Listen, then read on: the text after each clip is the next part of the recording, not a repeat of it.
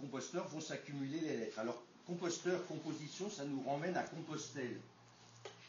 Quand on fait une erreur, on fait une coquille, c'est donc de la coquille du pèlerin et de la coquille du mot dont il s'agit. D'où vient ce mot coquille? Eh bien, tout simplement, hormis les coquilles Saint-Jacques, on ne parle de coquille que quand c'est vide de vie. Une coquille, on mange des escargots, on mange des huîtres, mais on jette les coquilles d'huîtres et on jette les coquilles d'escargots. Une coquille vide de vie, c'est comme un mot vide de sens. Donc, il est coquillé. Quand on oublie un mot ou un passage de phrase, ça s'appelle un bourdon. Or, le correcteur, sur l'épreuve, va dessiner un petit rond et un grand bâton au travers qui symbolise le bourdon du pèlerin, lequel pèlerin a omis une étape dans son pèlerinage, et le typo, quand il a oublié un passage de texte, il fait un bourdon. Donc on va avoir plein de choses. Quand on a terminé une ligne et qu'on la met, dans un plateau métallique avec une équerre, qui s'appelle une galée, et galée, ça va nous rappeler aussi la Galilée, mais aussi la galère, puisque la galère, c'est l'ancien vocable d'un bateau où il y avait des prisonniers, des galériens. Donc c'est pour ça qu'aujourd'hui encore on dit d'un truc, oh c'est la galère. Donc un travail qui s'effectue sans fin parce qu'il est très long. Par exemple, un bouquin de Proust, on a des lignes très longues. On dit je vais en Galilée.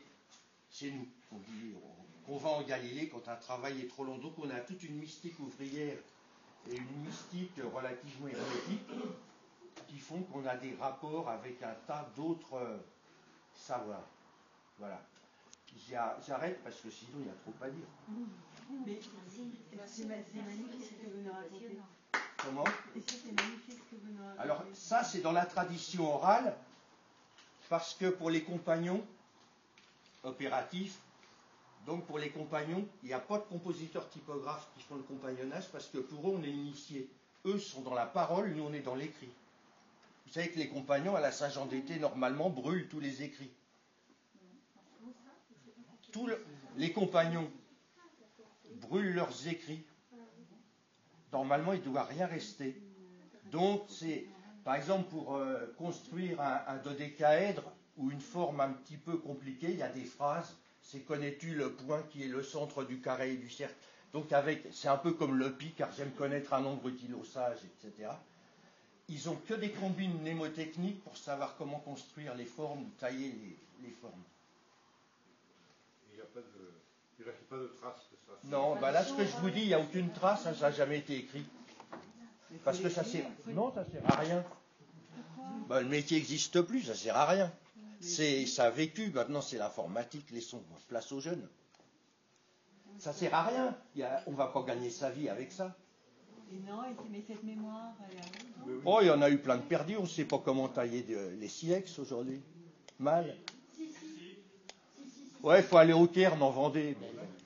Et donc, le journal Le Monde a fait un choix éditorial qui consiste à dire on n'utilisera plus les guillemets français. Les doubles guillemets avec une espace séquence. Oui.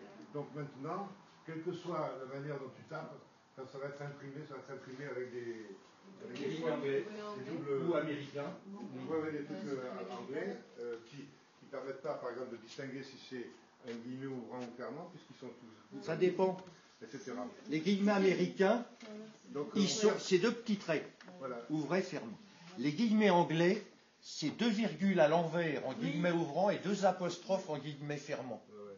Et les guillemets français, c'est deux chevrons.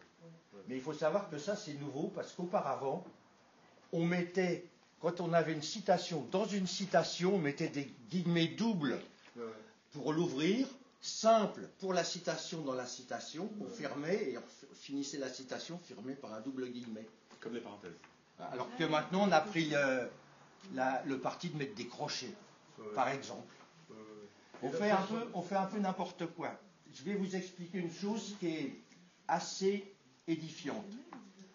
En 6000 ans d'existence de l'écrit est resté aux mains de professionnels que ce soit des graveurs lapidaires, des scribes, des copistes, des typos, des tout ce qu'on veut, c'est resté aux mains de professionnels qui appliquaient des règles, et qu'un travail soit fait à Marseille ou à Lille, il était fait rigoureusement de la même façon, au profit du lecteur qui s'y retrouvait, parce que c'était toujours fait de la même façon.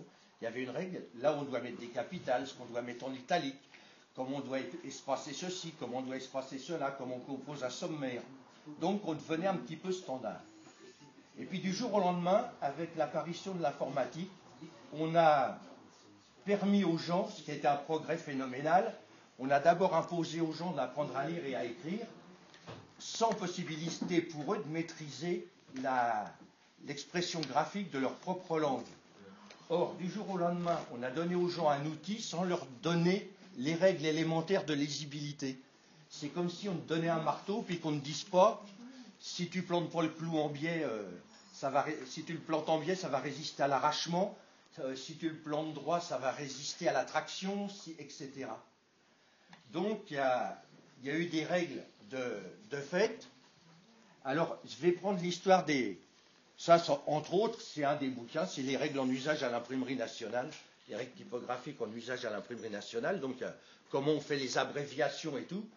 Par exemple, deuxième, ça s'abrège 2E supérieur. Donc aujourd'hui, on voit IE gravé ME, E gravé ME, ME, ND, on va voir tout et son contraire. Et c'est au détriment du lecteur, parce qu'un écrit, un texte, c'est rien d'autre que quelque chose qui doit être transparent, c'est un médium qui doit faire passer la pensée d'un auteur dans celle d'un lecteur. Donc on ne doit pas voir la matière dont le texte est fait, si c'est fait correctement. Puisque le texte, en réalité, ne sert à rien, c'est que l'expression d'une pensée qui doit transiter dans une autre pensée et forcément être interprétée. Donc il y avait des règles, donc aujourd'hui, chacun utilise les siennes, et ce qui fait qu'on tombe dans des absconsités pas possibles, parce que du devoir d'un élève de 6e à la copie de concours d'entrée à une grande école, on n'a plus du tout de différence. C'est fait pareil parce que l'ordinateur propose quelque chose, et puis les gens, ne voulant pas réfléchir, se conforment à ce qu'a dit l'ordinateur. Et puis tout le monde fait les mêmes choses, quoi. Et il y a la symbolique crétine qu'on y ajoute, les capitales, par exemple. On met des capitales, des majuscules initiales, par toute préférence. Alors, c'est assez réjouissant. Par exemple, directeur, vous voyez des directeurs, comptez dans votre ville, si c'est une petite ville, dans votre quartier, si vous êtes dans une grande ville, combien de directeurs il y a, directeur de ceci, directeur de ça. Donc, il y en a tellement que, bien sûr, on ne met pas de capitale. Le directeur, c'est un parmi tant d'autres. La capitale se justifie parce qu'elle va marquer quelque chose de vraiment important. Un directeur, sachez-le, c'est pas vraiment important. Donc, c'est un D minuscule, il en a une petite initiale. Maire, ministre, sauf Premier ministre. Mais maire, ministre, et encore, c'est Premier qui prend la capitale et c'est Premier ministre. Donc, il y a les anglo-saxons, mais surtout les Britanniques. Les Britanniques, ils ont une chance extraordinaire, c'est que les règles typographiques pour la langue anglaise de Grande-Bretagne et les règles typographiques sont gérées par l'université d'Oxford. Donc c'est appris aux élèves en même temps qu'on leur apprend la grammaire, en même temps qu'on leur apprend... Mais en France, on est tellement bordélique que... Mais c'est pas très mal, personnellement. Peux-tu donner un exemple, toi qui as l'esprit subtil, la capitale accentuée, par exemple, les majuscules... Alors, quand elle porte un accent, les lettres accentuées en minuscules doivent être accentuées en majuscules. Il y a des fois, on se retrouve très embêté. Si vous voulez, un olypien sodomise et un olypien sodomisé, c'est pas pareil. C'est différent. La position change. Un patronyme. Non, mais ça peut être tué, hein. Tué. Un olypien tué et un olypien tué, c'est pas pareil, ça tient qu'à un tout petit bout de trait. Il y a aussi la virgule qui tue. Oui. Donc il y a un patronyme, par exemple, à Orléans, il y a beaucoup de gens qui s'appellent Pelle, Pelé, P-E-2-L-E, s'il n'y a pas d'accent, les gens lisent Pelle. Il y a une ville qui s'appelle Ingré, avec un accent aigu. Bon, si on ne le met pas, ça fait Ingres. Donc l'accent, il confère une orthographe, mais il confère surtout une prononciation. Et comme on a des accents, il faut les mettre, sauf qu'à l'école, à un moment, on nous a dit qu'il ne faut pas mettre d'accent sur les capitales, parce qu'on avait des machines à écrire qui ne permettaient pas de mettre d'accent sur les capitales, puisqu'elles étaient d'origine anglaise ou américaine. Et on peut dire aussi bien capitale que majuscule? Non, alors... Moi, je croyais que capitale, c'était un anglicisme. Est-ce qu'on peut dire en français capitale? Oui, bien sûr, oui. Mais c'est un thème, c'est surtout un terme d'imprimerie. D'accord, mais ça, c'est correct, enfin, parce que moi, Oui, c'est correct, capitale en français. Oui. Ouais. Non, c'est correct. Parce que ça vient de la capitale romaine. En fait, ça vient de la gravure lapidaire romaine qui était faite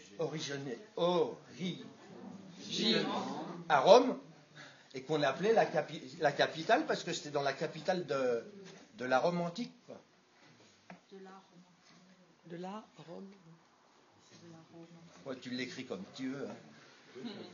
Mais c'est voilà. Comme Palais des Congrès sans accent, c'est Palais des Congrès. Non, c'est une poissonnerie. C'est une poissonnerie. Voilà. Pardon. Il y a des petits indices. Non.